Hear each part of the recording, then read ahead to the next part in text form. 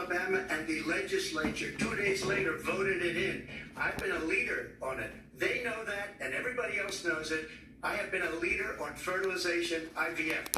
And the other thing, you should ask, will she allow abortion in the 8th month, 9th month, 7th month? Okay, would you do that? Why don't you answer that question? Why don't you answer the question? Would you Because veto? under Roe v. Answer Wade, the question. Would you veto? you could do abortions in the 7th month, the 8th month, the 9th month, not true. and probably after birth. Just look at the governor, former governor of Virginia. The governor of Virginia said we put the baby aside and then we determine what we want to do with the baby. President Trump, thank you. We're going to turn now to immigration and border security. We know it's an issue that's important to Republicans, Democrats, voters across the board in this country. Vice President Harris, you were tasked by President Biden with getting to the root causes of migration from Central America. We know that illegal border crossings reached a record high in the Biden administration. This past June, President Biden imposed tough new asylum restrictions. We know the numbers since then have dropped significantly. But my question to you tonight is, why did the administration wait until 6 months before the election to act? And would you have done anything differently from President Biden on this? So I'm the only person on this stage who has prosecuted transnational criminal organizations for the trafficking of guns, drugs, and human beings. And let me say that the United States Congress, including some of the most conservative members of the United States Senate, came up with a border security bill which I supported. And that bill would have put 1,500 more border agents on the border to help those folks who are working there right now overtime trying to do their job. It would have allowed us to stem the flow of fentanyl coming into the United States. I know there are so many families watching tonight who have been personally affected by the surge of fentanyl in our country. That bill would have put more resources to allow us to prosecute transnational criminal organizations for trafficking in guns, drugs, and human beings. But you know what happened to that bill? Donald Trump got on the phone, called up some folks in Congress, and said, kill the bill. And you know why? Because he preferred to run on a problem instead of fixing a problem. And understand, this comes at a time where the people of our country actually need a leader who engages in solutions, who actually addresses the problems at hand. But what we have in the former president is someone who would prefer to run on a problem instead of fixing a problem. And I'll tell you something, he's going to talk about immigration a lot tonight, even when it's not the subject that is being raised. And I'm going to actually do something really unusual, and I'm going to invite you to attend one of Donald Trump's rallies, because it's a really interesting thing to watch. You will see during the course of his rallies, he talks about fictional characters like Hannibal Lecter. He will talk about windmills cause cancer. And what you will also notice is that people start leaving his rallies early out of exhaustion and boredom. And I will tell you, the one thing you will not hear him talk about is you. You will not hear him talk about your needs, your dreams, and your desires. And I'll tell you, I believe you deserve a president who actually puts you first, and I pledge to you that I will. Vice President Harris, thank you. President Trump, on that point, I want to get your response. Well, I would like to respond. Let me just ask You them, believe why did that? you try to kill that bill, and successfully so? That would have put thousands of additional agents and officers on the board. First, let me respond as to the Please. rallies. She said people start leaving. People don't go to her rallies. There's not and the people that do go, she's bussing them in and paying them to be there and showing them in a different light. So she can't talk about that. People don't leave my rallies. We have the biggest rallies, the most incredible rallies in the history of politics. That's because people want to take their country back. Our country is being lost. We're a failing nation. And it happened 3.5 years ago. And what's going on here, you're going to end up in World War III, just to go into another subject. What they have done to our country by allowing these millions and millions of people to come into our country, and look at what's happening to the towns all over the United States. And a lot of towns don't want to talk. It's not going to be Aurora or Springfield. A lot of towns don't want to talk about it because they're so embarrassed by it. In Springfield, they're eating the dogs, the people that came in. They're eating the cats. They're eating the pets of the people that live there. And this is what's happening in our country, and it's a shame.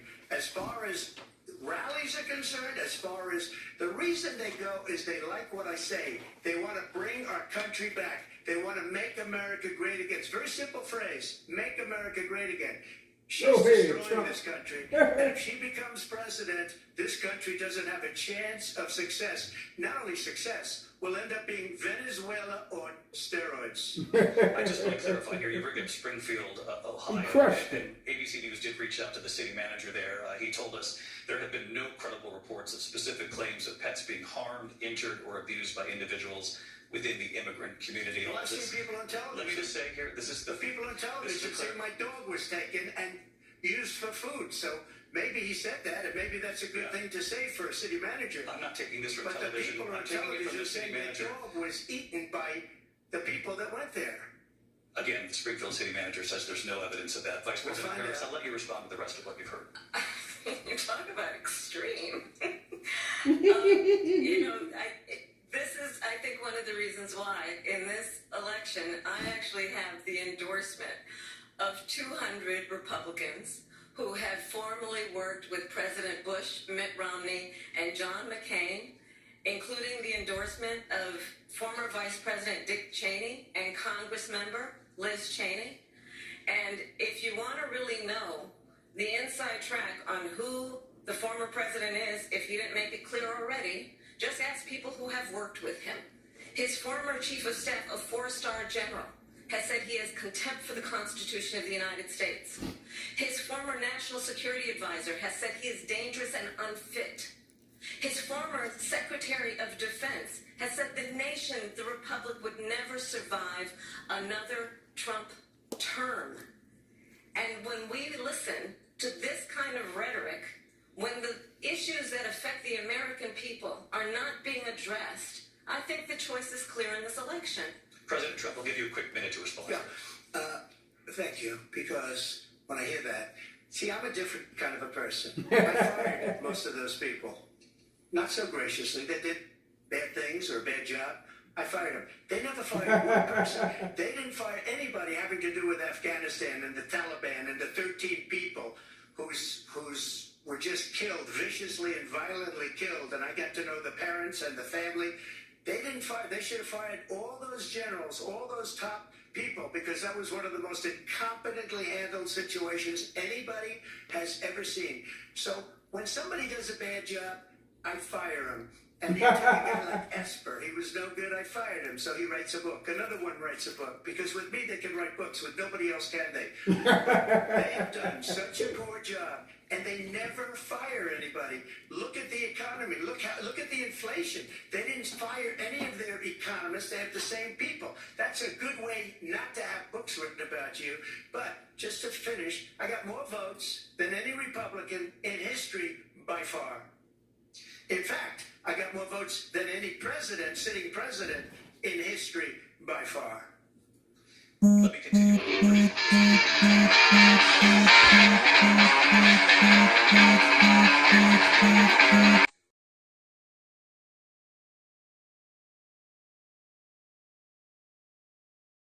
Things get out of control.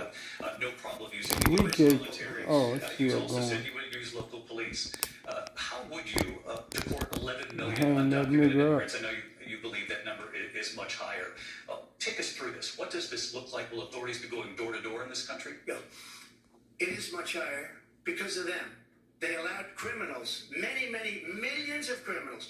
They allowed terrorists. They allowed common street criminals. They allowed people to come in, drug dealers, to come into our country, and they're now in the United States and told by their countries like Venezuela, don't ever come back or we're going to kill you.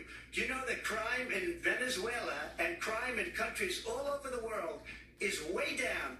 You know why? Because they've taken their criminals off the street and they've given them to her to put into our country. And this will be one of the greatest mistakes in history for them to allow, and I think they probably did it because they think they're going to get votes, but it's not worth it because they're destroying the fabric of our country by what they've done. There's never been anything done like this at all. They've destroyed the fabric of our country. Millions of people let in, and all over the world, crime is down, all over the world except here. Crime crime here is up and through the roof, despite their fraudulent statements that they made. Crime in this country is through the roof, and we have a new form of crime. It's called migrant crime, and it's happening at levels that nobody thought possible. President Trump, as you know, the FBI says overall violent crime is actually coming down in this country. But Excuse me, the FBI they were defrauding statements. They didn't include the worst cities. They didn't include the cities with the worst crime. It was a fraud.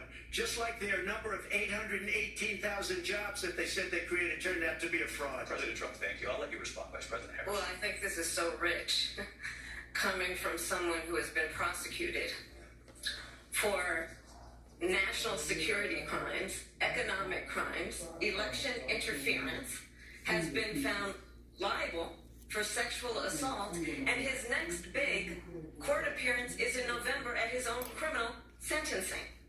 And let's be clear where each person stands on the issue of what is important about respect for the rule of law and respect for law enforcement.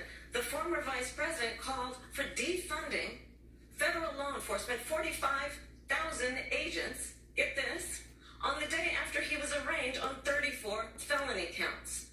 So let's talk about what is important in this race. It is important that we move forward, that we turn the page on this same old tired rhetoric and address the needs of the American people, address what we need to do about the housing shortage, which I have a plan for, address what we must do to support our small businesses, address bringing down the price of groceries. But frankly, the American people are exhausted with this same old tired playbook. Vice President Harris, thank you. Excuse me. Every one of those cases was started by them against their political opponent. And I'm winning most of them, and I will win the rest on appeal. And you saw that with the decision that came down just recently from the Supreme Court. I'm winning most of them. But those are cases, it's called weaponization. Never happened in this country. They weaponized the Justice Department. Every one of those cases was involved with the DOJ, from Atlanta and Fani Willis to the Attorney General of New York and the DA in New York. Every one of those cases. And then they say, oh, he's a criminal. They're the ones that made them go after me. By the way, Joe Biden was found essentially guilty on the documents case. And what happened in my documents case? They said, oh, that's the toughest of them all. A complete and total victory. 2 months ago, it was thrown out. It's weaponization, and they used it, and it's never happened in this country. They used it to try and win an election. They're fake cases. President Trump, thank you. A really quick response here, Vice President Harris, on this notion of weaponization of the Justice Department. Well, let's talk about extreme and understand the context in which this election in 2024 is taking place. The United States Supreme Court recently ruled that the former president would essentially be immune from any misconduct if he were to enter the White House again. Understand, this is someone who has openly said he would terminate, I'm quoting, terminate the Constitution of the United States, that he would weaponize the Department of Justice against his political enemies. Someone who has openly expressed disdain for members of our military. Understand what it would mean if Donald Trump were back in the White House with no guardrails. Because certainly we know now the court won't stop him. We know J.D. Vance is not going to stop him. It's up to the American people. Vice President Harris, thank you. Lindsay? Vice President Harris, in your last run for president. This is the one that weaponized, not me. She weaponized. I probably took a bullet to the head because of the things that they say about me. They talk about democracy. I'm a threat to democracy. They're a threat to democracy. It was a fake Russia investigation that went nowhere. We have a lot to get to. Lindsay? Vice President Harris, in your last run for president, you said you wanted to ban fracking. Now you don't. You wanted mandatory government buyback programs for assault weapons. Now your campaign says you don't. You supported decriminalizing border crossings. Now you're taking a harder line. I know you say that your values Who is have that? not Why you got changed. that up so high? Your I don't policy care. positions changed. So, my You're values not have not marching changed, it. and I'm going to discuss every one of it, at least every point that you've made. But in particular, let's talk about fracking, because we're here in Pennsylvania. I made that very That clear in was up too 2020. loud. I will not ban fracking. I have not banned fracking as Vice President of the United States, and in fact, I was the tie-breaking vote on the Inflation Reduction Act, which opened new leases for fracking. My position is that we have got to invest in diverse sources of energy so we reduce our reliance on foreign oil. We have had the largest increase in domestic oil production in history because of an approach that recognizes that we cannot over-rely on foreign oil. As it relates to my values, let me tell you, I grew up a middle-class kid raised by a hardworking mother who worked and saved and was able to buy our first home when I was a teenager. The values I bring to the importance of home ownership, knowing not everybody got handed $400 million on a silver platter and then filed bankruptcy 6 times, is a value that I bring to my work to say we are going to work with the private sector and home builders to increase by 3 million homes by the end of my first term. My work that is related to having a friend when I was in high school who was sexually assaulted by her stepfather. And my focus then on protecting women and children from violent crime is based on a value that is deeply grounded in the importance of standing up for those who are most vulnerable. My work that is about protecting Social Security and Medicare is based on long-standing work that I have done, protecting seniors from scams. My values have not changed. And what is important is that there is a president who actually brings values and a perspective that is about lifting people up and not beating people down and name-calling. The true measure of the leader is the leader who actually understands the strength is not in beating people down, it's in lifting people up. I intend to be that president. President Trump, Well, first of all, I wasn't given $400 million. I wish I was. My father was a Brooklyn builder, Brooklyn, Queens, and a great father, and I learned a lot from him. But I was given a fraction of that, a tiny fraction, and I built it into many, many billions of dollars, many, many billions. And when people see it, they are even surprised. So we don't have to talk about that. Fracking, she's been against it for 12 years. Defund the police, she's been against that forever. She gave all that stuff up very wrongly, very horribly, and everybody's laughing at it, okay? They're all laughing at it. She gave up at least 12 and probably 14 or 15 different policies. Like, she was big on defund the police. In Minnesota, she went out, wait a minute, I'm talking now, if you don't mind, please. Does that sound familiar? Well, She went out in Minnesota and wanted to let criminals that killed people, that burned down Minneapolis, she went out and raised money to get them out of jail. She did things that nobody would ever think of. Now she wants to do transgender operations on illegal aliens that are in prison. This is a radical left liberal that would do this. She wants to confiscate your guns, and she will never allow fracking in Pennsylvania. If she won the election, fracking in Pennsylvania will end on day one. Just to finish one thing, so important in my opinion. So I got the oil business going like nobody has ever done before. When they took over, they got rid of it, started getting rid of it, and the prices were going up the roof. They immediately let these guys go to where they were. I would have been 5 times, 4 times, 5 times higher, because you're talking about 3.5 years ago. They got it up to where I was because they had no choice, because the prices of energy were quadrupling and doubling. You saw what happened to gasoline. So they said, let's go back to Trump. But if she won the election, the day after that election, they'll go back to destroying our country, and oil will be dead, fossil fuel will be dead, we'll go back to windmills, and we'll go back to solar, where they need a whole desert to get some energy to come out. You ever see a solar plant? By the way, I'm a big fan of solar, but they take 400, 500 acres of desert President soil. Trump, we have a These lot of are not good issues things that for we the have to get environment, to. as she We're out of time. understands. Thank you. Lindsay, thank you. We have an election in just 56 days. And I want to talk about the peaceful transfer of power, which, of course, we all know is a cornerstone of our democracy, and the role of a president in a moment of Trump, crisis. please, Mr. say President, on you January 6th, will. you told your Say supporters you to will. march to the Capitol. You said you would be What? right there with them. No, The I'm country telling and the them world to saw what answer played out at this the Capitol that day, decently. the officers Say what? coming under attack. Aides in the West That Wing he say will watched it give up unfold the, on if television he from the doesn't Oval win, Office. he'll give up, You did send out you tweets, but know. it was more than 2 hours before you sent out that video message telling your supporters to go home. Is there anything you regret about what you did on that day? You just said a thing that isn't covered peacefully and patriotically. I said during my speech, not later on. Peacefully and patriotically. And nobody on the other side was killed. Ashley Babbitt was shot by an out-of-control police officer that should have never, ever shot her. It's a disgrace. But we didn't do this group of people that have been treated so badly. I ask, what about all the people that are pouring into our country and killing people that she allowed to pour in? She was the border czar, remember that. She was the border czar. She doesn't want to be called the border czar because she's embarrassed by the border. In fact, she said at the beginning, oh, I'm surprised you're not talking about the border yet. That's because she knows what a bad job they've done.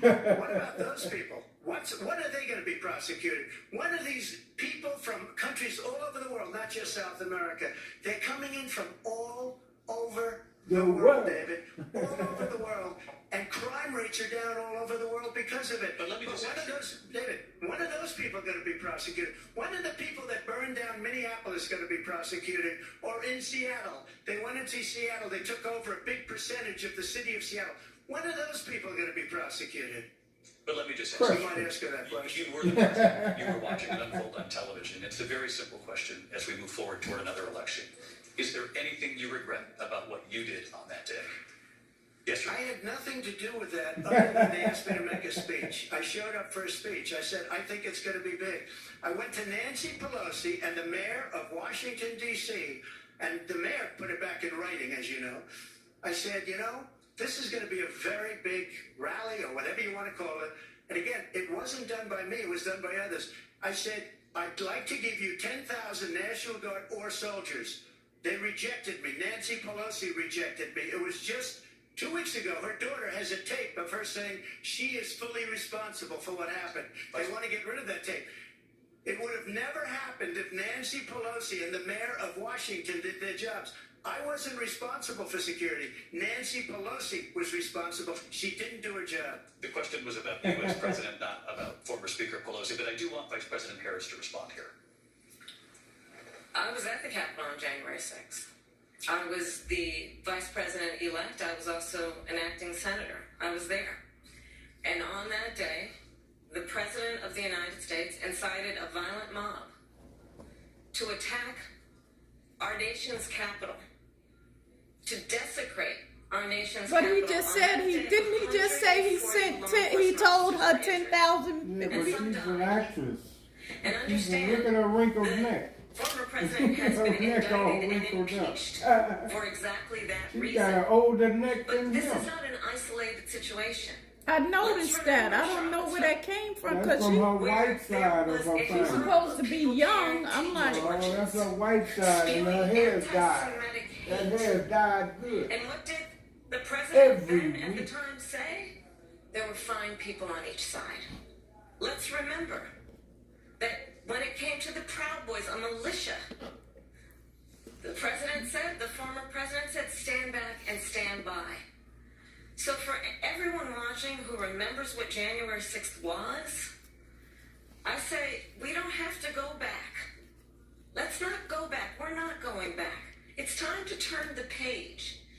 And if that was a bridge too far for you, well, there is a place in our campaign for you to stand for country, to stand for our democracy, to stand for rule of law, and to end the chaos, and to end the approach that is about attacking the foundations of our democracy because you don't like the outcome. And be clear on that point. Donald Trump, the candidate, has said in this election there will be a bloodbath if this and the outcome of this election is not to his liking. Let's turn the page on this. Let's not go back. Let's chart a course for the future and not go backwards to the past. Let me just follow up here. It was a different term, and it was a term that related to energy because they have destroyed our energy business. That was where bloodbath was. Also, on Charlottesville, that story has been, as you would say, debunked. Laura Ingraham, Sean Hannity, Jesse, all of these people, they covered it. If they go an extra sentence, they will see it was perfect. It was debunked in almost every newspaper, but they still bring it up, just like they bring 2025 up. They bring all of this stuff up. I ask you this. You talk about the Capitol. why are we allowing these millions of people to come through on the southern border? How come she's not doing anything? And I'll tell you what I would do, and I would be very proud to do it. I would say we would both leave this debate right now.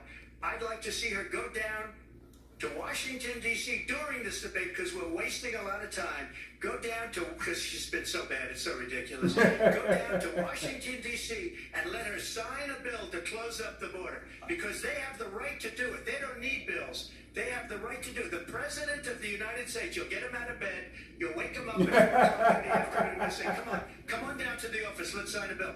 If he signs a bill that the border is closed, all he has to do is say it to the Border Patrol, who are phenomenal. If they do that, the border is closed. Mr. Those President, people are killing many people, unlike J6. We talked immigration here tonight. I do want to focus on this next issue to both of you, because it really brings us this into focus truth in these times that we're living in. Mr. President, for 3.5 years after you lost the 2020 election, you repeatedly falsely claimed that you won, many times saying you won in a landslide. In the past couple of weeks leading up to this debate, you have said, quote, you lost by a whisker, that you, quote, didn't quite make it, that you came up a little bit short. I said that? Are you now acknowledging that you lost in 2020? No, I don't acknowledge it at all. But I you say did that say it. sarcastically. You But know those- that. It was said, oh, we lost by a whisker. That was said sarcastically. Look, there's so much proof. All you have to do is look at it. And they should have sent it back to the legislatures for approval. I got almost 75 million votes, the most votes any sitting president has ever gotten. I was told if I got 63, which was what I got in 2016, you can't be beaten. The election, people should never be thinking about an election as fraudulent. We need two things. We need walls, and we have to have it. We have to have borders, and we have to have good elections. Our elections are bad. And a lot of these illegal immigrants coming in, they're trying to get them to vote. They can't even speak English. They don't even know what country they're in practically. And these people are trying to get them to vote. And that's why they're allowing them to come into our country. I did watch all of these pieces of video. I didn't detect the sarcasm, lost by a whisker. We didn't quite make it. And we should just point out here as clarification, and you know this, you and your allies, 60 cases in front of many judges, many of them No judge looked at it. and said They said we didn't have standing. That's the other thing. They said we didn't have standing, a technicality. Can you imagine a system where a person in an election doesn't have standing? The President of the United States doesn't have standing. That's how we lost. If you look at the facts, and I'd love to have you'll do a special on it. I'll show you Georgia, and I'll show you Wisconsin, and I'll show you Pennsylvania, and I'll show you. We have so many facts and statistics, but you know what? That doesn't matter, because we have to solve the problem that we have right now. That's old news. And the problem that we have right now is we have a nation in decline, and they have put it into decline. We have a nation that is dying, David. Mr. President, thank you. Vice President Harris, you heard the president there tonight. He said he didn't say that he lost by a whisker, so he still believes he did not lose the election that was won by President Biden and yourself. But I do want to ask you about something that's come up in the last couple of days. This was a post from President Trump about this upcoming election just weeks away. He said, when I win, those people who cheated, and then he lists donors, voters, election officials, he says will be prosecuted to the fullest extent of the law, which will include long-term prison sentences. One of your campaign's top lawyers responded saying, we won't let Donald Trump intimidate us. We won't let him suppress the vote. Is that what you believe he's trying to do here? Donald Trump was fired by 81 million people. So let's be clear about that. And clearly he is having a very difficult time processing that. But we cannot afford to have a president of the United States who attempts, as he did in the past, to upend the will of the voters in a free and fair election. And I'm going to tell you that I have traveled the world as Vice President of the United States, and world leaders are laughing at Donald Trump.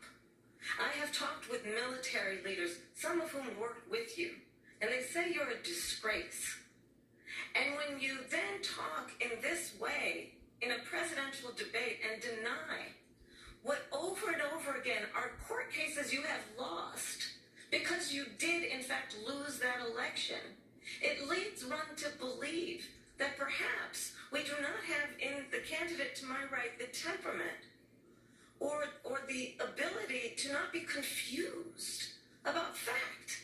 That's deeply troubling, and the American people deserve better. I'll give you 1 minute to respond, Mr. Hey, President. let me just tell you about world leaders. Viktor Orban, one of the most respected men, they call him a strong man. He's a tough person, smart. Prime Minister of Hungary. They said, why is the whole world blowing up? 3 years ago it wasn't. Why is it blowing up? He said, because you need Trump back as president. They were afraid of him. China was afraid, and I don't like to use the word afraid, but I'm just quoting him. China was afraid of him. North Korea was afraid of him. Look at what's going on with North Korea, by the way. He said Russia was afraid of him. I ended the Nord Stream 2 pipeline, and Biden put it back on day one, but he ended the XL pipeline. The XL pipeline in our country, he ended that. But he let the Russians build a pipeline going all over Europe and heading into Germany, the biggest pipeline in the world. Look, Viktor Orban said it. He said the most respected, most feared person is Donald Trump. We had no problems when Trump was president. But when this weak, pathetic man that you saw at a debate just a few months ago, that if you weren't in that debate, he'd be running instead of her. She got no votes. He got 14 million votes. What you did, you talk about a threat to democracy. He got 14 million votes, and they threw him out of office.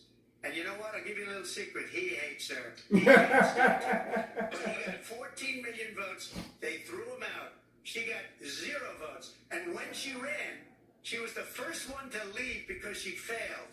And now she's running. I don't understand it, but I'm okay with it because Your time I is up. think we're going to do very well. We've got a lot. Turning now to the Israel-Hamas war and the hostages who are still being held, Americans among them. Vice President Harris, in December, you said, quote, Israel has a right to defend itself, but you added, quote, it matters how, saying international humanitarian law must be respected. Israel must do more to protect innocent civilians. You said that 9 months ago. Now an estimated 40,000 Palestinians are dead. Nearly 100 hostages remain. Just last week, Prime Minister Benjamin Netanyahu said there's not a deal in the making. President Biden has not been able to break through the stalemate. How would you do it? Well, let's understand how we got here. On October 7th, Hamas, a terrorist organization, slaughtered 1,200 Israelis. Many of them young people who were simply attending a concert. Women were horribly raped. And so absolutely, I said then, I say now, Israel has a right to defend itself. We would. And how it does so matters. Because it is also true, far too many innocent Palestinians have been killed. Children, mothers. What we know is that this war must end. It must end immediately, and the way it will end is we need a ceasefire deal and we need the hostages out. And so we will continue to work around the clock on that. Work around the clock, also understanding that we must chart a course for a two-state solution. And in that solution, there must be security for the Israeli people and Israel, and in equal measure for the Palestinians. But the one thing I will assure you always, I will always give Israel the ability to defend itself, in particular as it relates to Iran and any threat that Iran and its proxies pose to Israel. But we must have a two-state solution where we can rebuild Gaza, where the Palestinians have security, self-determination, and the dignity they so rightly deserve. President Trump, how would you negotiate with Netanyahu and also Hamas in order to get the hostages out and prevent the killing of more innocent civilians in Gaza? If I were president, it would have never started. If I were president, Russia would have never, ever, I know Putin very well, he would have never, and there was no threat of it either, by the way, for 4 years, have gone into Ukraine and killed millions of people when you add it up. Far worse than people understand what's going on over there. But when she mentions about Israel, all of a sudden, she hates Israel. She wouldn't even meet with Netanyahu when he went to Congress to make a very important speech. She refused to be there because she was at a sorority party. She wanted to go to the sorority party. She hates Israel. If she's president, I believe that Israel will not exist within 2 years from now. And I've been pretty good at predictions, and I hope I'm wrong about that one. She hates Israel. At the same time, in her own way, she hates the Arab population because the whole place is going to get blown up. Arabs, Jewish people, Israel will be gone. It would have never happened. Iran was broke under Donald Trump. Now Iran has $300 billion because they took off all the sanctions that I had. Iran had no money for Hamas or Hezbollah or any of the 28 different spheres of terror. And they are spheres of terror, horrible terror. They had no money. It was a big story, and you know it. You covered it very well, actually. They had no money for terror. They were broke. Now they're a rich nation. And now what they're doing is they're spreading that money around. Look at what's happening with the Houthis and Yemen. Look at what's going on in the Middle East. This would have never happened. I will get that settled and fast, and I'll get the war with Ukraine and Russia ended. If I'm president-elect, I'll get it done before even becoming president. Vice President Harris, he says you hate Israel.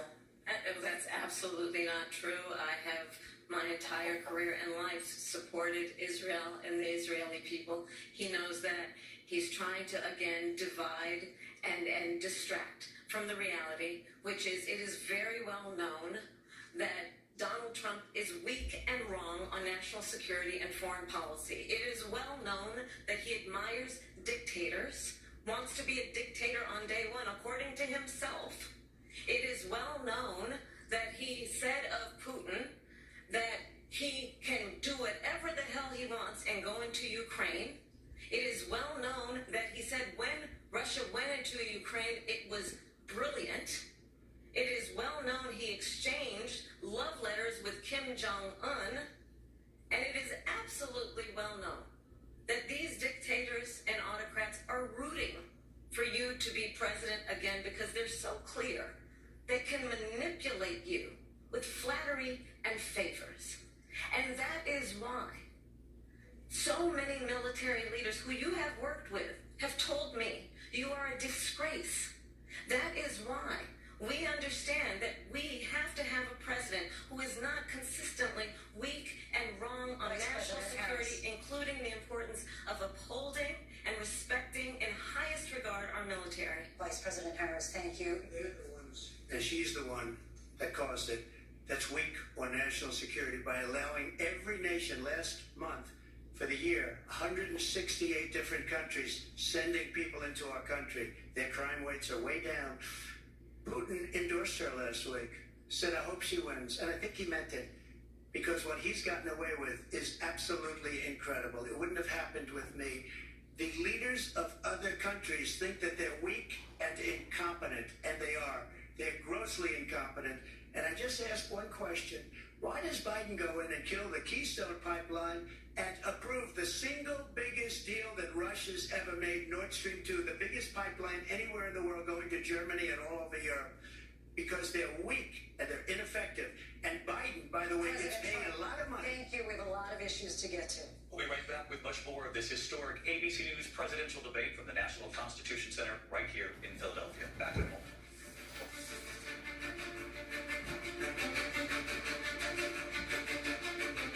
The ABC News presidential debate will continue after this.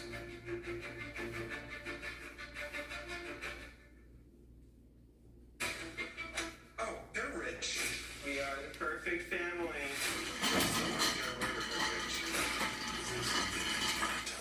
You take that?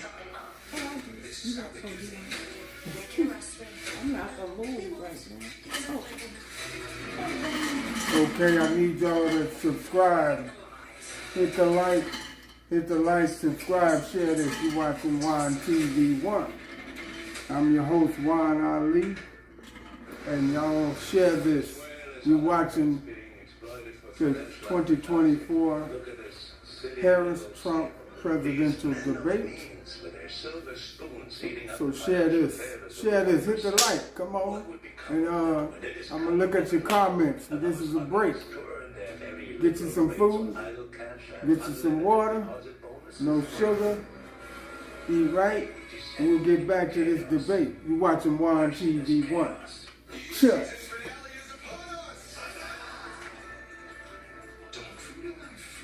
It's not dog food, it's fresh pet. Real meat, real veggies. There's always a betrayal in the finale. At SimpliSafe, we build advanced security sensors and cameras for your whole home, powered by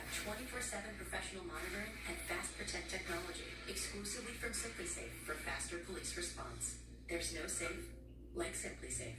Vote Cheddar Bay 2024 because when Red Lobster's biscuits rise, America thrives. So come in now for a chance to win 4 years of free Red Lobster because one bite can unite all parties, at least for dinner. Sure, this prints business cards, but we also print these and those. And with that, we print your brand on everything so customers can notice you, remember you, and fall in love with you. If you need it, we print it with 25% off for new customers at thisprint.com. Nobody knew I existed. But look at all these people. Who do you think they see? You're Joker. I'd do anything for you. People believe Arthur Fleck to be some kind of martyr. Well, he's not. You don't think this is me? Rated R. ABC's David Muir, the most watched newscast in America. Doctor, welcome aboard the Odyssey. Our mission is to preserve the dream. That's why you're here. Keep these dreamers safe. I'm in. Your friends, family, and coworkers as we come together to volunteer. Join United Way of Southern Nevada, Channel 13, and hundreds of your neighbors for Day of Caring, Las Vegas's largest community-wide volunteering event. The fun starts in the morning at Town Square Park, located in Town Square, Las Vegas. Then everyone spends a few hours donating their time to a local nonprofit or project. It's a perfect way to make a difference. Join us for United Way of Southern Nevada's 9th Annual Day of Caring, Friday, September 13th. KTNV.com for details. There's no debate. Big Holy Turf is the best turf company in all of Las Vegas. Our turf is a revolution in artificial grass designed with a unique pink backing to keep you and your pet's feet cool. This turf was designed by our founder, Carla, and highlights our commitment to quality and comfort in every square foot we install. You can have beautiful green grass year-round, and the Southern Nevada Water Authority will help you pay for it. Replace your grass and receive up to $5 back per square foot for residential and $3 per square foot for commercial properties. We handle all the paperwork and expedite your refund so you get your money fast. That beautiful green grass year-round, and the Southern Nevada Water Authority will help you pay for it. These huge cash rebates for residential and commercial property won't last. Call today to book your free design consultation and take advantage of these savings. Big Bully Turf, women-owned, Waffles approved. We'll see you at Foot Friday downtown. Sponsored by your Las Vegas Auto Dealers.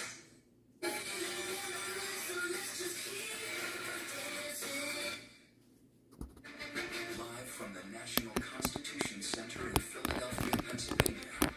Here again, David Muir and Lindsay Davis.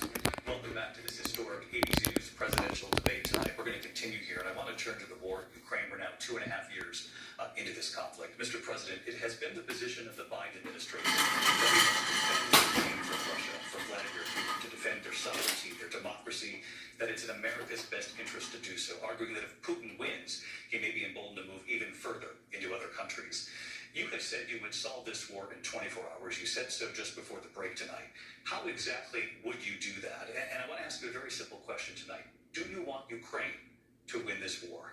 I want the war to stop. I want to save lives that are being uselessly, people being killed by the millions. It's the millions. It's so much worse than the numbers that you're getting, which are fake numbers. Look, we're in for 250 billion or more because they don't ask Europe, which is a much bigger beneficiary to getting this thing done than we are. They're in for $150 billion less because Biden and you don't have the courage to ask Europe like I did with NATO. They paid billions and billions, hundreds of billions of dollars when I said, either you pay up or we're not going to protect you anymore. So that's maybe one of the reasons they don't like me as much as they like weak people. But you take a look at what's happening. We're in for 250 to 275 billion. They're into 100 to 150. They should be forced to equalize. With that being said, I want to get the war settled. I know Zelensky very well, and I know Putin very well. I have a good relationship, and they respect your president, okay? They respect me. They don't respect Biden. How would you respect him? Why? For what reason? He hasn't even made a phone call in 2 years to Putin. Hasn't spoken to anybody. They don't even try and get it. That is a war that's dying to be settled. I will get it settled before I even become president. If I win, when I'm president-elect, and what I'll do is I'll speak to one, I'll speak to the other, I'll get them together. That war would have never happened. And in fact, when I saw Putin after I left, unfortunately left because our country has gone to hell. But after I left, when I saw him building up soldiers, he did it after I left, I said, oh, he must be negotiating. It must be a good, strong point of negotiation. Well, it wasn't, because Biden had no idea how to talk to him. He had no idea how to stop it. And now you have millions of people dead, and it's only getting worse, and it could lead to World War III. Don't kid yourself, David. We're playing with World War III, and we have a president that we don't even know if he's... Where is our president? We don't even know if he's a president. And just to clarify They here, threw him out of a campaign like a dog. We don't even know. Is he our president? But we have a president, Mr. President, that doesn't know he's alive. just to clarify the question, Biden's dead. for Ukraine to win this war, yes or no? I think it's the U.S. best interest to get this war finished and just get it done. Negotiate a deal, because we have to stop all of these human lives from being destroyed. I want to take this to Vice President Harris. I want to get your thoughts on support for Ukraine in this moment, but also as Commander-in-Chief, if elected, how would you deal with Vladimir Putin, and would it be any different from what we're seeing from President Biden? Well, first of all, it's important to remind the former president you're not running against Joe Biden, you're running against me. I believe the reason that Donald Trump says that this war would be over within 24 hours is because he would just give it up. And that's not who we are as Americans. Let's understand what happened here. I actually met with Zelensky a few days before Russia invaded, tried through force to change territorial boundaries, to defy one of the most important international rules and norms, which is the importance of sovereignty and territorial integrity. And I met with President Zelensky. I shared with him American intelligence about how he could defend himself. Days later, I went to NATO's eastern flank, to Poland and Romania. And through the work that I and others did, we brought 50 countries together to support Ukraine in its righteous defense. And because of our support, because of the air defense, the ammunition, the artillery, the javelins, the Abrams tanks that we have provided, Ukraine stands as an independent and free country. If Donald Trump were president, Putin would be sitting in Kyiv right now. And understand what that would mean, because Putin's agenda is not just about Ukraine. Understand why the European allies and our NATO allies are so thankful that you are no longer president, and that we understand the importance of the greatest military alliance the world has ever known, which is NATO, and what we have done to preserve the ability of Zelensky and the Ukrainians to fight for their independence.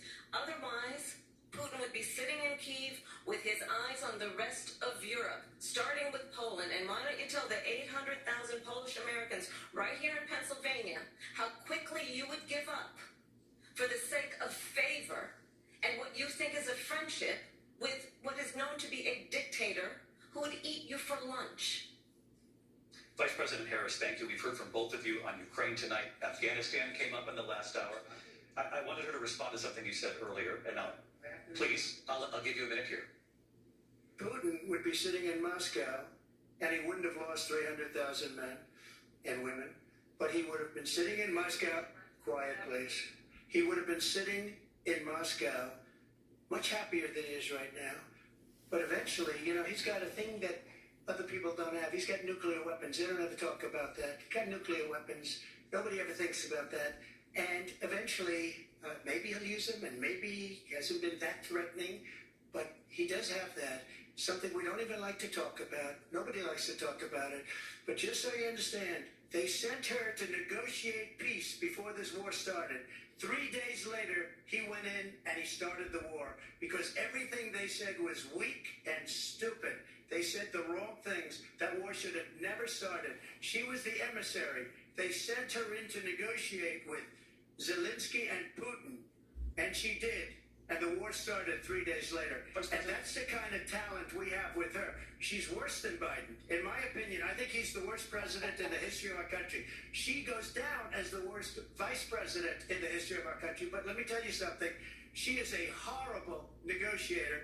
They sent her in to negotiate. As soon as they left, Putin did the invasion. President Trump, thank you. You did bring up something. You said she went to negotiate with Vladimir Putin. Vice President Harris, have you ever met Vladimir Putin? Can you clarify tonight? Yet again, I said at the beginning of the debate, you're going to hear a bunch of lies coming from the top. And that is another one. When I went to meet with President Zelensky, I've now met with him over 5 times. The reality is it has been about standing as America always should, as a leader upholding international rules and norms, as a leader who shows strength, understanding that the alliances we have around the world are dependent on our ability to look out for our friends and not favor our enemies because you adore strongmen instead of caring about democracy. And that is very much what is at stake here. The President of the United States is Commander-in-Chief, and the American people have a right to rely on a president who understands the significance of America's role and responsibility in terms of ensuring that there is stability and ensuring we stand up for our principles and not sell them for the benefit of personal flattery. You talked about Ukraine and Vladimir Putin. I do want to talk about Afghanistan. It came up in the first hour of this debate. I want to move on to Afghanistan. Said Trump did the most amazing thing I've ever seen. He got these countries, the 28 countries at the time, to pay up. He said, I've never seen, he's the head of NATO. He said, I've never seen, for years we were paying almost all of NATO. We were being ripped off by European nations, both on trade and on NATO.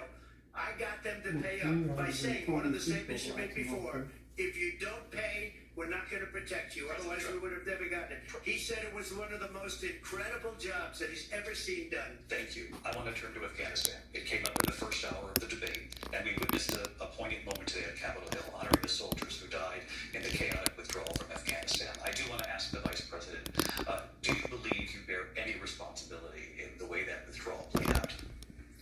Well, I will tell you, I agree with President Biden's decision to pull out of Afghanistan. 4 presidents said they would, and Joe Biden did. And as a result, America's taxpayers are not paying the $300 million a day we were paying for that endless war.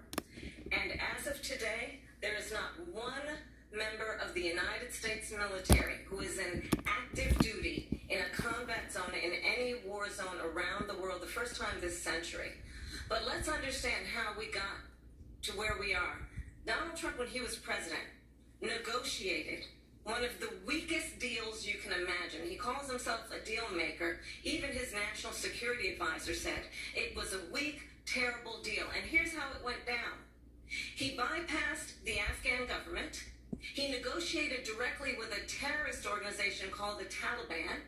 The negotiation involved the Taliban getting 5,000 Taliban terrorists released. And get this, and the president at the time invited the Taliban to Camp David, a place of storied significance for us as Americans, a place where we honor the importance of American diplomacy, where we invite and receive respected world leaders. And this former president, as president, invited them to Camp David because he does not, again, appreciate the role and responsibility of the President of the United States to be Commander-in-Chief with a level of respect. And this gets back to the point of how he has consistently disparaged and demeaned members of our military, fallen soldiers, and the work that we must do to uphold the strength and the respect of the United States of America around the world. Vice President Harris, thank you. President Trump, your response to her saying that you began the negotiations with the Taliban. So, if you take a look at that period of time, the Taliban was killing our soldiers, a lot of them, with snipers. And I got involved with the Taliban because the Taliban was doing the killing. That's the fighting force within Afghanistan. They don't bother doing that because, they deal with the wrong people all the time. but I got involved. And Abdul is the head of the Taliban. He is still the head of the Taliban. And I told Abdul, don't do it anymore. You do it anymore, you're going to have problems. And he said, why do you send me a picture of my house? I said, you're going to have to figure that out, Abdul. And for 18 months, we had nobody killed. We did have an agreement negotiated by Mike Pompeo. It was a very good agreement. The reason it was good, it was we were getting out. We would have been out faster than that, but we wouldn't have lost the soldiers. We wouldn't have left many Americans behind, and we wouldn't have left $85 billion worth of brand new, beautiful military equipment behind. And just to finish, they blew it. The agreement said you have to do this, and they didn't do it. They didn't do it. The agreement was terminated by us because they didn't do what they were supposed to do. And these people did the worst withdrawal, and in my opinion, the most embarrassing moment in the history of our country. And by the way, that's why Russia attacked Ukraine, because they saw how incompetent she and her boss are. President Trump, thank you. I want to move on now to race and politics in this country. Mr. President, you recently said of Vice President Harris, quote, I didn't know she was black until a number of years ago. Finally. When she happened to turn black, and now she wants to be known as black.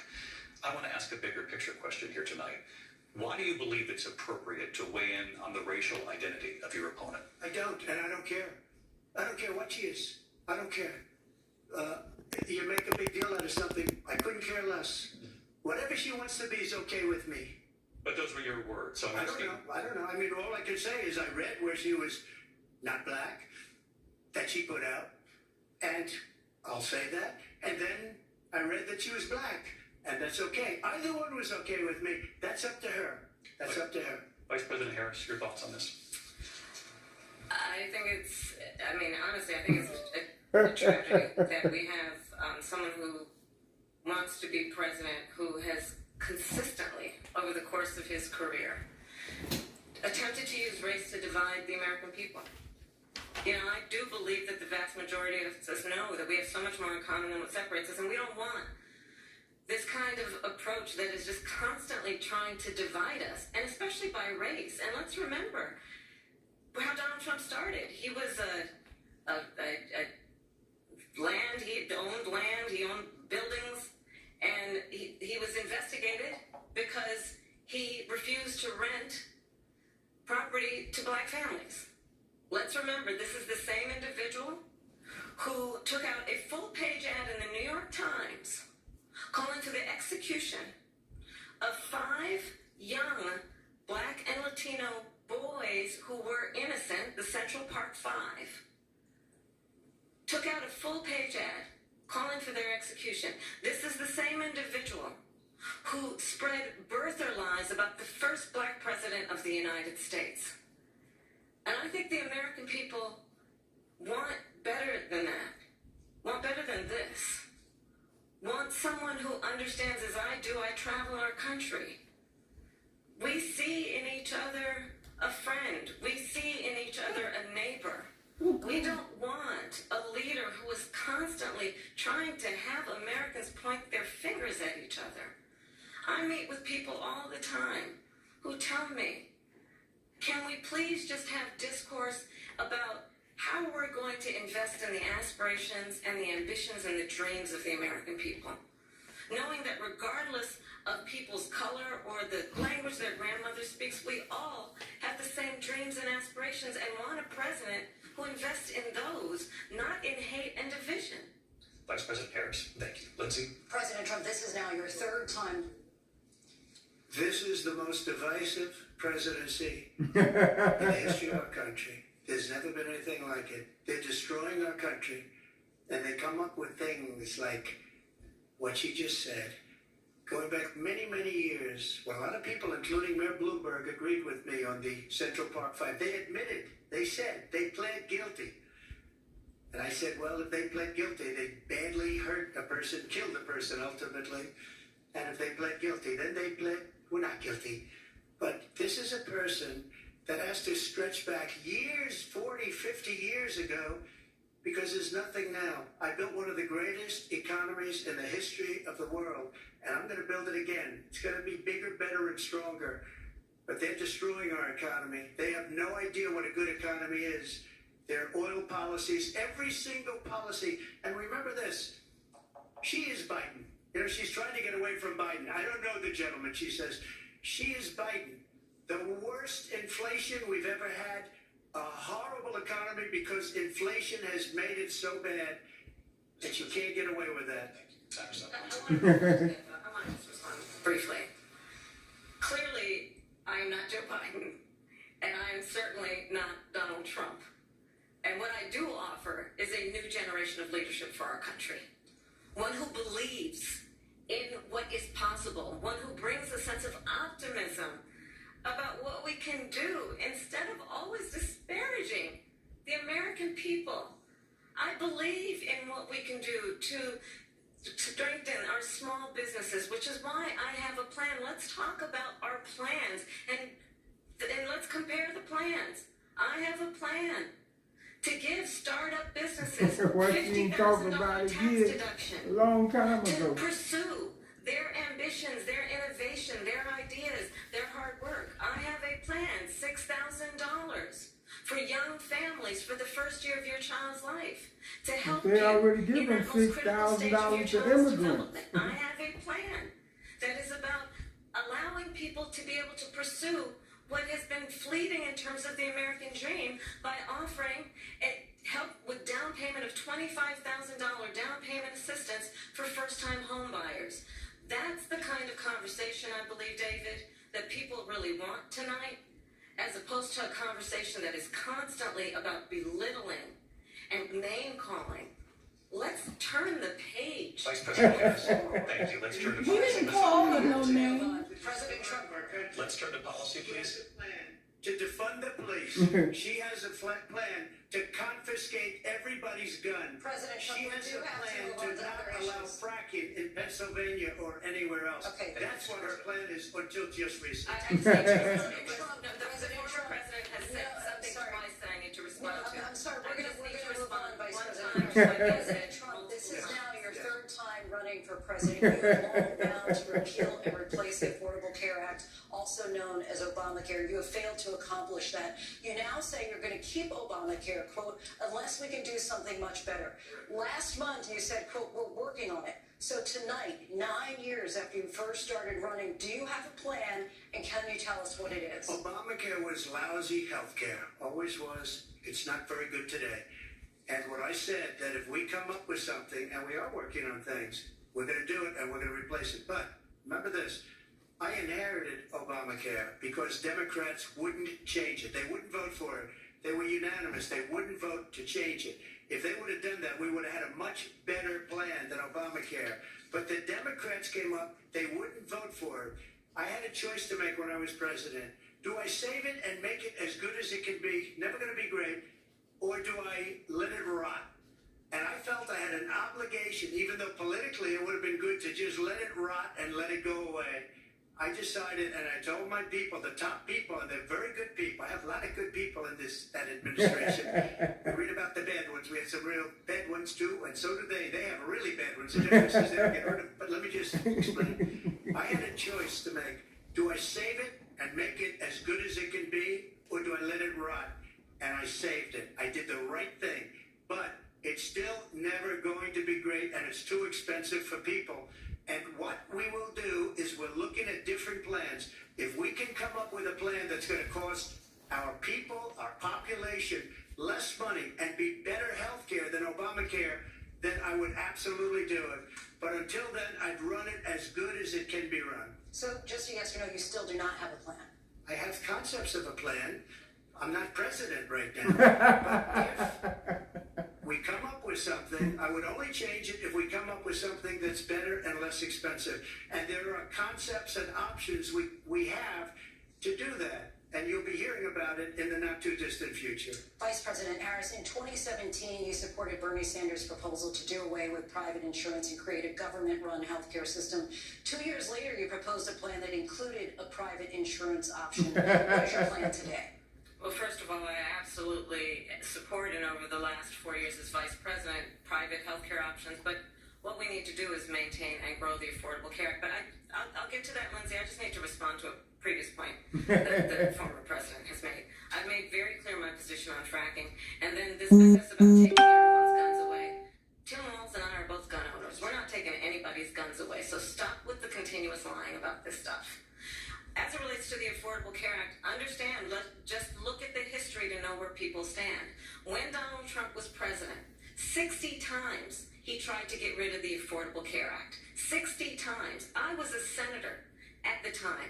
When I will never forget the early morning hours when it was up for a vote in the United States Senate, and the late, great John McCain, who you have disparaged as being, you don't like him, you said, at the time because he got caught. He was an American hero. The late, great John McCain, I will never forget that night, walked onto the Senate floor and said, no, you don't.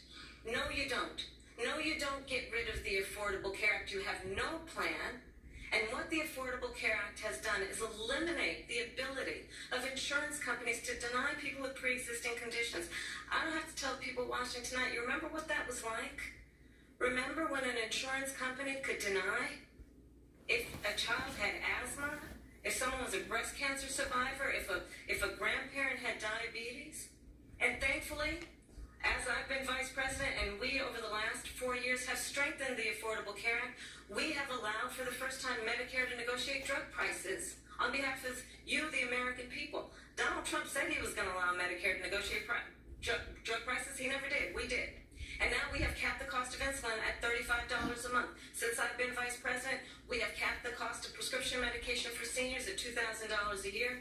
And when I am president, we will do that for all people, understanding that the value I bring to this is that access to health care should be a right and not just a privilege of those who can afford it. And the plan has to be to strengthen the Affordable Care Act, not get rid of it, Vice President Harris, in terms of where Donald Trump stands on that. I want to move to an issue that's important for a You lot made a mistake. And number one, John McCain fought Obamacare for 10 years. But it wasn't only him. It was all of the Democrats that kept it going. And you know what? We can do much better than Obamacare. Much less money. But she won't improve private insurance for people. Private medical insurance. That's another thing she doesn't want to do. People are paying privately for insurance that have worked hard and made money, and they want to have private. She wants everybody to be on government insurance where you wait 6 months for an operation that you need immediately. President Trump, thank you. We have another issue that we'd like to get to that's important for a number of Americans, in particular younger voters, and that's climate change. President Trump, with regard to the environment, you say that we have to have clean air and clean water. Vice President Harris, you call climate change an existential threat. The question to you both tonight how is, long what it took would you for me do to have my fight climate appointment? change? And 3 Vice months, President Harris, we'll start almost with you. close 1 to minute 3. for each. Well, the former Oh, president yeah, said they that get climate you change is a down. hoax. And what we know is that it is very real. You ask anyone who lives in a state who has experienced these extreme weather occurrences, who now is either being denied home insurance or is being jacked up. You ask anybody who has been the victim of what that means in terms of losing their home, having nowhere to go. We know that we can actually deal with this issue. The young people of America care She must deeply have about smoked this a issue. lot of cigarettes. And I'm Most proud people that as got vice wrinkles. president over the last That's 4 the white years, side we have of her invested $1 family. trillion in a clean energy economy, while we have Don't also care how increased you used to domestic gas look when you production. get Yeah, but old, I'm you wrinkles. older We have than her. created My over daughter going next 800,000 door. new Mine don't manufacturing have jobs one while I have wrinkle. been vice president. I know. We I, have mine don't invested look in that. clean energy Mine to do, the but point it that don't we look are that opening bad. up Yours don't look factories like around the the world. half Donald Trump said he was like going to Yeah, create it's a manufacturing little, jobs. but Even his Manufacturing don't. He older jobs. than her. And I'm also proud to have the endorsement of the United she Auto must have Workers got and her Sean thyroid Fain, out or who something. also I know don't that No, part of she just building a old clean and energy tired. economy includes investing in American-made products, American automobiles. It includes growing what we can do around American manufacturing and opening up auto plants, not closing them like happened under Donald Trump. Vice President Harris, thank you. That didn't happen under Donald Trump. Let me just tell you, there was 10,000 manufacturing jobs this last month. It's going, they're all leaving. They're building big auto plants in Mexico, in many cases owned by China.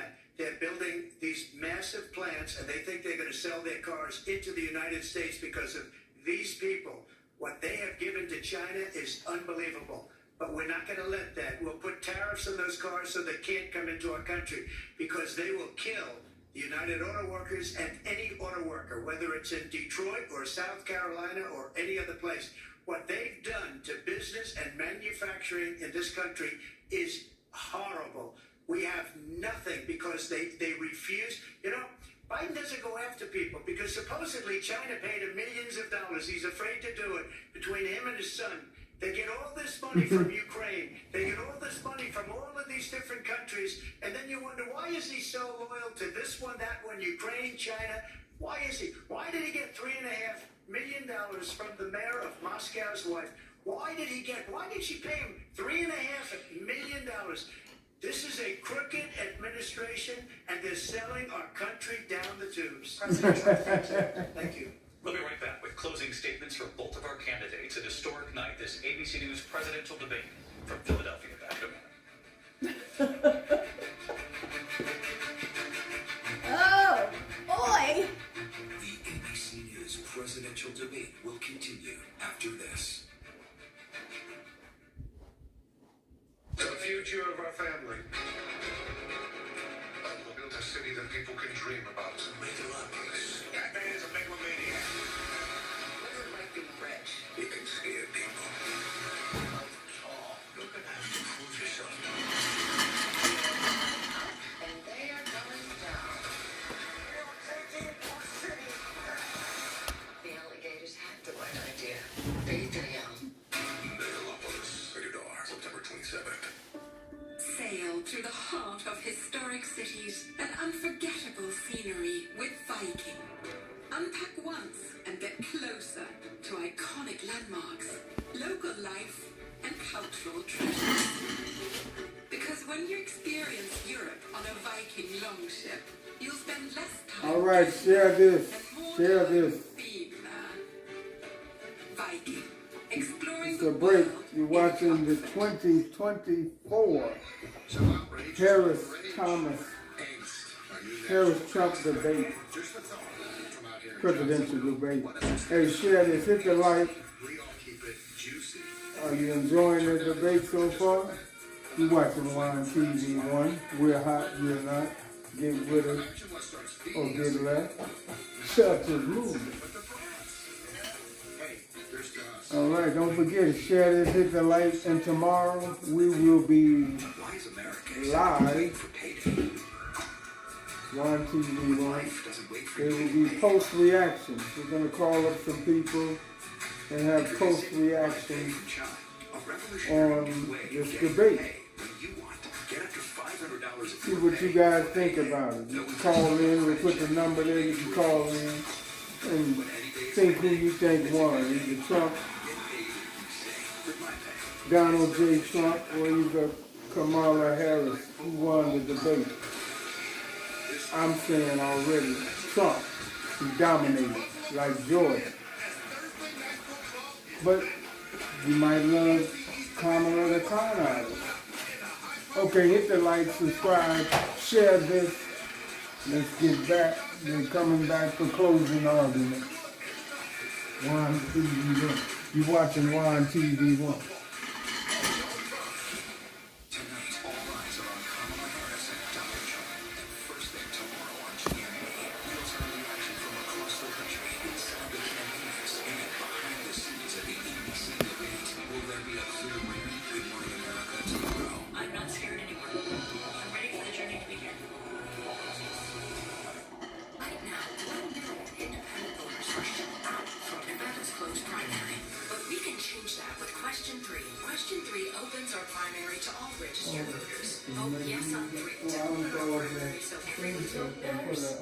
What does an opportunity economy look like? Tax cuts for working families, billionaires, and big corporations pay their fair share. It increases stability and security, gives people a true opportunity to get ahead. It's a very different vision than Donald Trump's. His plans will raise costs and taxes on the vast majority of Americans. We need to be thinking about the future and how we make it better for families like yours. I'm Kamala Harris, and I approve this message. Nate the Squad, the radical, anti-Semitic, anti-Israel Congress, Kamala Harris embraces and defends the squad, even after Ilhan Omar made disgusting anti-Semitic comments. And Harris joined the squad in sympathizing with anti-Semitic, anti-Israel protesters. Kamala Harris is no ordinary Democrat. She stands with the squad, not with us. RGC Victory Fund is responsible for the content of this message. Right now, 1 million independent voters like me are shut out from Nevada's closed primary. But we can change that with Question 3. Question 3 opens our primary to all registered voters. Vote yes on 3 so everyone's vote matters. Abel Garcia, Trisha King. Weeknights at 5 on Channel 13. Take on the debate with Jane Fonda and George Conway. News tonight on ABC. Live from the National Constitution Center in Philadelphia, Pennsylvania. Here again, David Muir and Lindsay Davis. Welcome back tonight. The time has come for closing statements, and Vice President Harris, we begin with you. So I think you've heard tonight two very different visions for our country. One that is focused on the future, and the other that is focused on the past, and an attempt to take us backward. But we're not going back. And I do believe that the American people know we all have so much more in common than what separates us. And we can chart a new way forward. And a vision of that includes having a plan, understanding the aspirations, the dreams, the hopes, the ambition of the American people, which is why I intend to create an opportunity economy, investing in small businesses, in new families, in what we can do around protecting seniors, what we can do that is about giving hardworking folks a break and bringing down the cost of living. I believe in what we can do together that is about sustaining America's standing in the world and ensuring that we have the respect that we so rightly deserve, including respecting our military and ensuring we have the most lethal fighting force in the world. I will be a president that will protect our fundamental rights and freedoms, including the right of a woman to make decisions about her own body and not have her government tell her what to do. I'll tell you, I started my career as a prosecutor. I was a DA, I was an attorney general, a United States senator, and now vice president. I've only had one client, the people. And I'll tell you, as a prosecutor, I never asked a victim or a witness, are you a Republican or a Democrat? The only thing I ever asked them, are you okay? And that's the kind of president we need right now. Someone who cares about you and is not putting themselves first. I intend to be a president for all Americans and focus on what we can do over the next 10 and 20 years to build back up our country by investing right now in you, the American people. Vice President Harris, thank you. President Trump. So she just started by saying she's going to do this, she's going to do that, she's going to do all these wonderful things. Why hasn't she done it? She's been there for 3.5 years. They've had 3.5 years to fix the border. They've had 3.5 years to create jobs and all the things we talked about. Why hasn't she done it? She should leave right now, go down to that beautiful White House, go to the Capitol, get everyone together and do the things you want to do, but you haven't done it, and you won't do it, because you believe in things that the American people don't believe in. You believe in things like, we're not going to frack, we're not going to take fossil fuel, we're not going to do things that are going to make this country strong, whether you like it or not. Germany tried that, and within 1 year they were back to building normal energy plants. We're not ready for it. We can't sacrifice our country for the sake of bad vision. But I just ask one simple question. Why didn't she do it? We're a failing nation. We're a nation that's in serious decline. We're being laughed at all over the world. All over the world they're laughed. I know the leaders very well. They're coming to see me. They call me. We're laughed at all over the world. They don't understand what happened to us as a nation. We're not a leader. We don't have any idea what's going on. We have wars going on in the Middle East. We have wars going on with Russia and Ukraine. We're going to end up in a third world war, and it'll be a war like no other because of nuclear weapons, the power of weaponry. I rebuilt our entire military. She gave a lot of it away. to the Taliban. She gave it to Afghanistan. What these people have done to our country, and maybe toughest of all, is allowing millions of people to come into our country. Many of them are criminals, and they're destroying our country. The worst president, the worst vice president in the history of our country. President Trump, thank you. And that is our ABC News presidential debate from here in Philadelphia at the National Constitution Center. I'm Lindsay Davis. And I'm David Muir. Thank you for watching here in the U.S. and all over the world, and from all of us here at ABC News. Good night.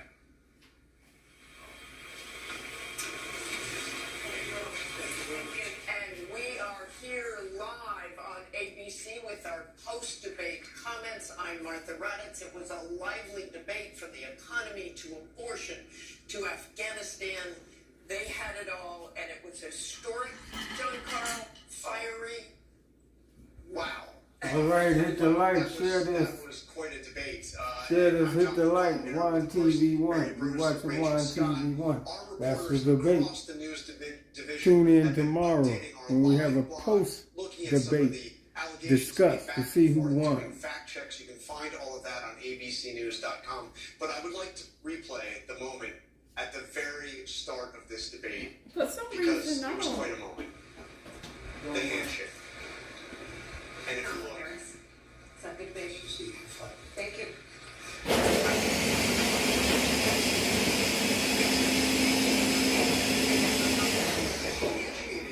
She walked over to him and sought him out, put hands out, and also made the first words. And probably had a plan if he hadn't.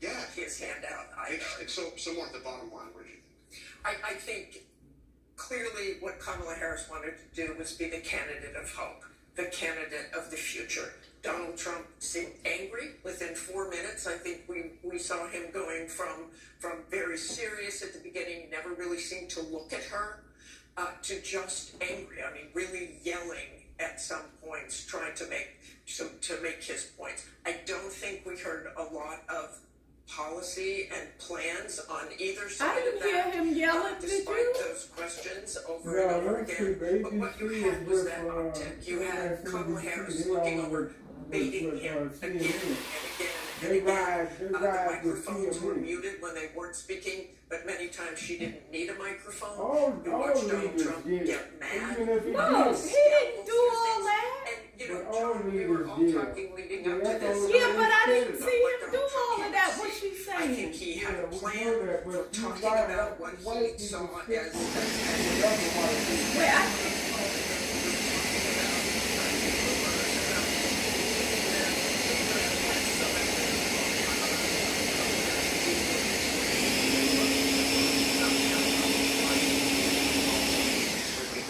Part of the reason is Donald Trump really was not effective in bringing the debate to her. I agree with you. I think that he looked not just angry, but also rattled. And in contrast, Harris, who again, much of the world doesn't know, Harris looked like she belonged on the stage, looked like she was somebody that could serve as president. And that is certainly how the campaign is feeling tonight. I can tell you the Harris campaign feels very good. They feel they had a very strong night, that she wasn't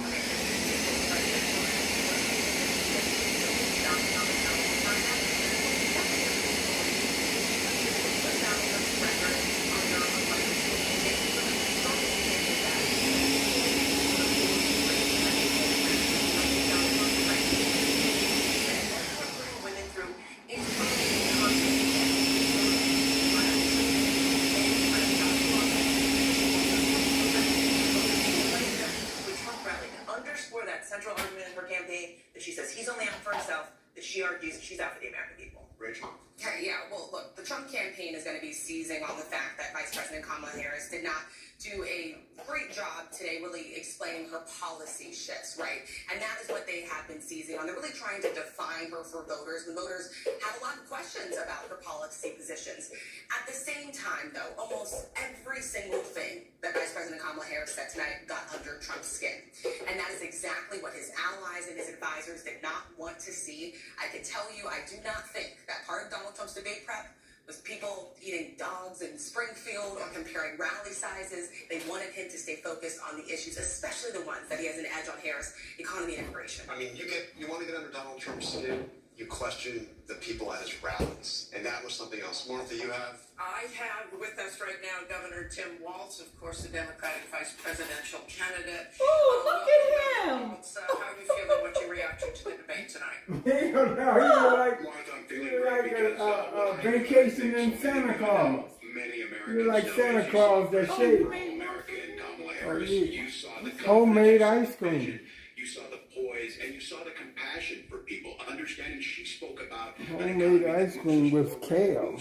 all of us forward. Let's everybody be a part of it. And No she sugar, no butter. whether it's reproductive freedom or how we start small businesses, No or sugar. making home ownership easier. No On the butter. other side, No you eggs. saw a nearly Homemade ice 80-year-old cream. Donald Trump, angry, unhinged, and as Oh, you've been discussing, I don't talking believe about that they things that are saying deeply that. They all personal with, because they all may riding with impact her. on the American public.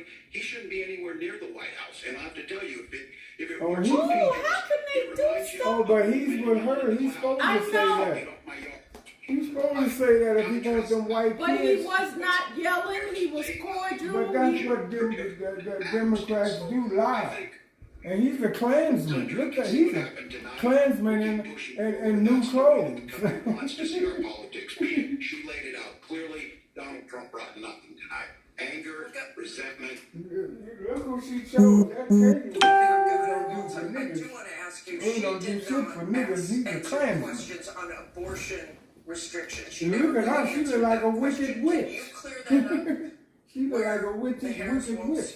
Walz ticket stands on that? Certainly, you couldn't get any different than this. The reinstitution of Roe versus Wade, what was the See, if you turn on another channel, for 30 oh, or 52 that's because I put the kale stuff in there with it, with the blueberries and the bananas You put and more stripers. More? You put blueberries? I thought that was all kale and stuff. It's kale, spinach, I just put the whole cup in there with the fruit I put in there. oh, okay. Yeah. See, another channel like Fox might say something different.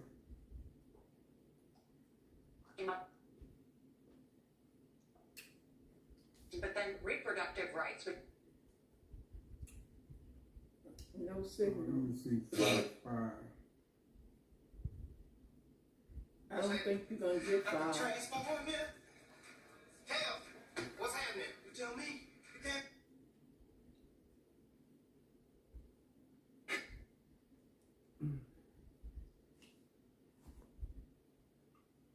Wildfires burning It's 10 o'clock. throughout Southern California, It's 8 and some of the o'clock. smoke has been. We gotta go to YouTube if you want to see what everybody's seeing.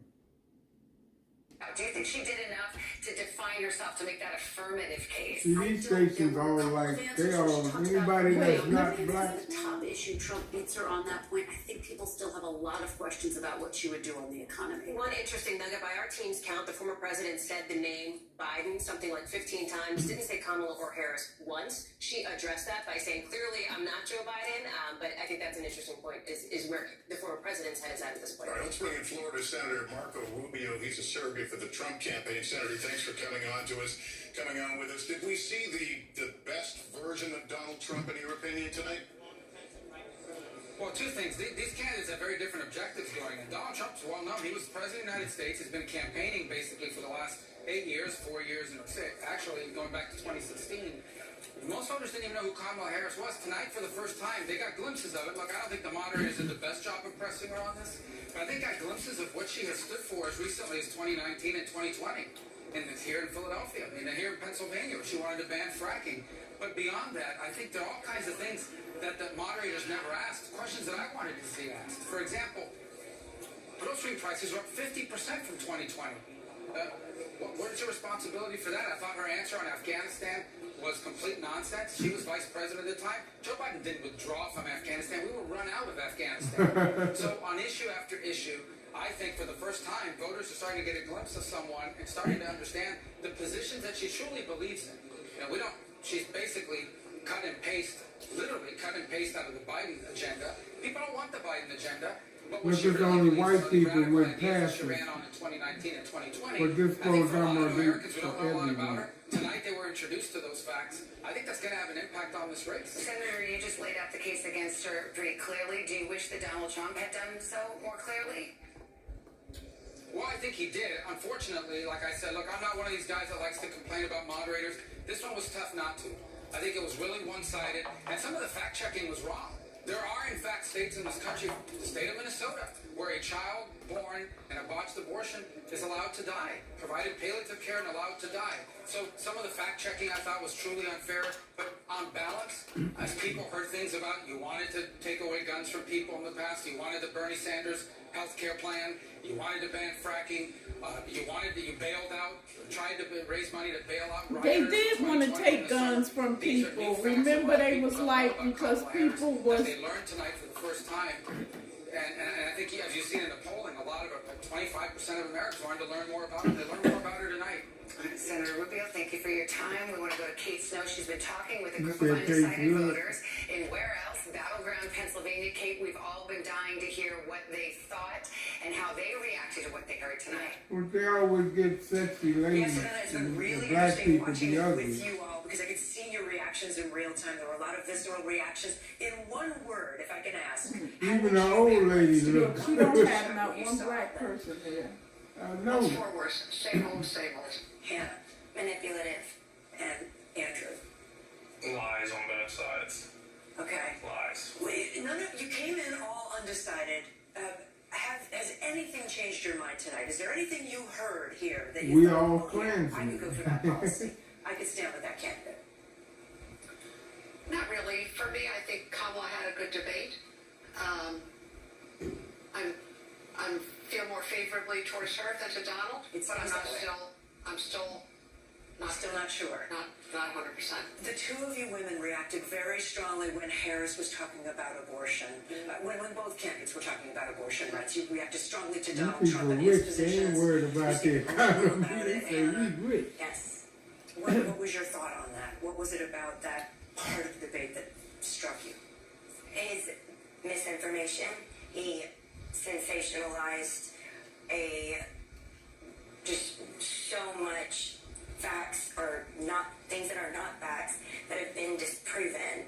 And he does it because that is what his supporters want to hear. And it really impacts who people like us, if we choose to vote for him or not, because we know you are lying, but you're still saying it, and it's disgusting.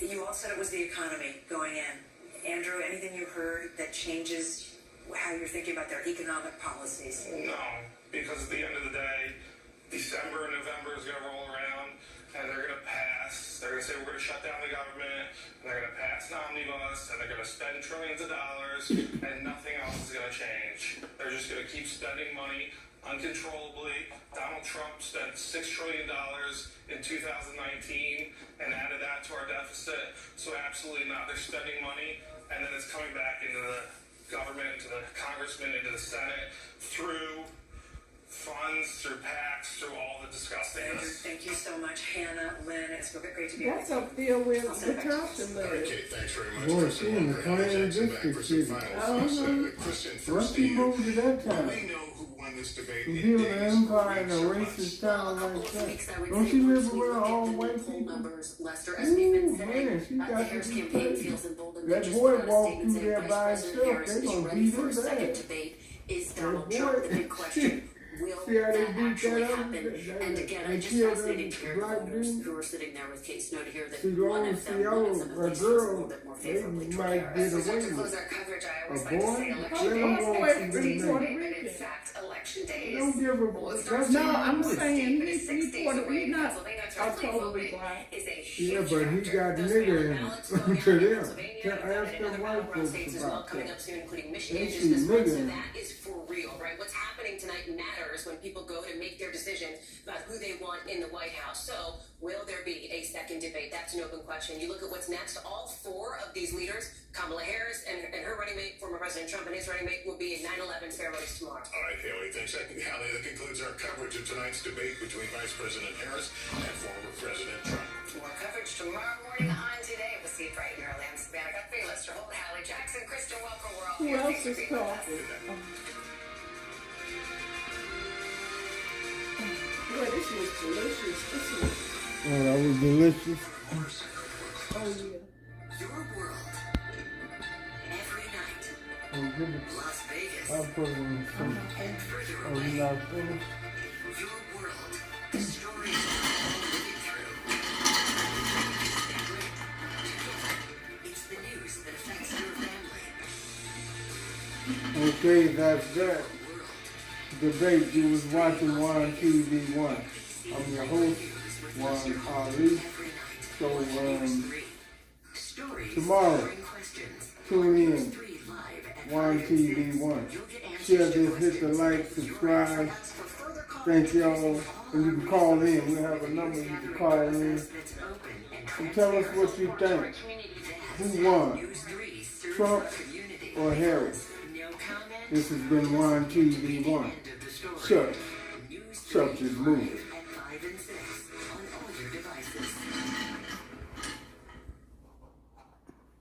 I feel that I owe gratitude, immense gratitude, to the service that they do to save